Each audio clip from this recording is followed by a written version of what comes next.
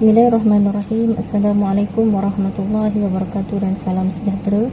Hari ini saya ingin berkongsi satu inovasi dalam pengajaran dan pembelajaran iaitu CFAS, Canva Formative Assessment Tool. Inovasi ini dibangunkan oleh saya Sharifah Nur binti Abu dan Kamarul Arifin bin Muhammad Azhar. Inovasi ini dibangunkan bagi menangani beberapa cabaran dalam proses pengajaran dan pembelajaran. Penilaian formatif sering dilaksanakan secara konvensional, kurang interaktif dan kurang berjaya menarik penglibatan aktif pelajar. Pada masa yang sama, pensyarah memerlukan tempoh yang agak panjang untuk menyediakan aktiviti pentaksiran dan mendapatkan maklum balas pembelajaran.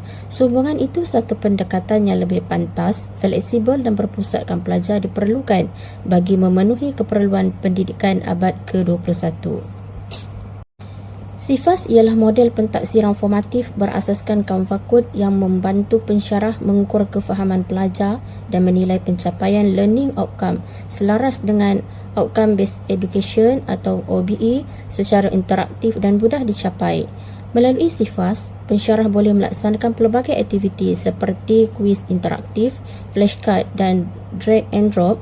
Keunikan ialah maklum balas secara nyata, akses melalui QR tanpa aplikasi tambahan, integrasi kebat dan gamifikasi serta sesuai digunakan secara bersemuka atau dalam talian.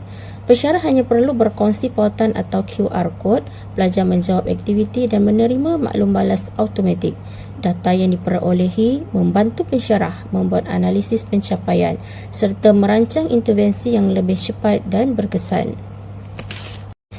Keberkesanan CFAS terbukti melalui dapatan kajian yang menunjukkan tahap penerimaan dan penglibatan pelajar yang tinggi masing-masing dengan skor min 4.46 dan 4.56. Pencapaian pelajar turut mencapai 93.46%. Analisis menunjukkan penglibatan mempunyai hubungan positif yang signifikan dengan pencapaian serta menyumbang 34.2% kepada peningkatan prestasi pelajar.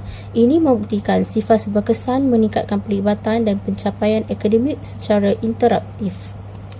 Seterusnya, CFAS berpotensi diperluaskan ke sekolah, kolej, politeknik dan IPT melalui perkongsian tablet Canva. Inovasi ini mudah digunakan, mudah disebar luas serta sesuai dijadikan modul latihan pensyarah dengan kos yang rendah. Sebagai kesimpulan, CFAS bukan sekadar alat penilaian tetapi pemangkin transformasi pentaksiran digital yang memperkasakan pengajaran, meningkatkan penglibatan pelajar dan memacu kecemerlangan pembelajaran. Sekian dulu pembentangan daripada saya. Terima kasih dan Assalamualaikum.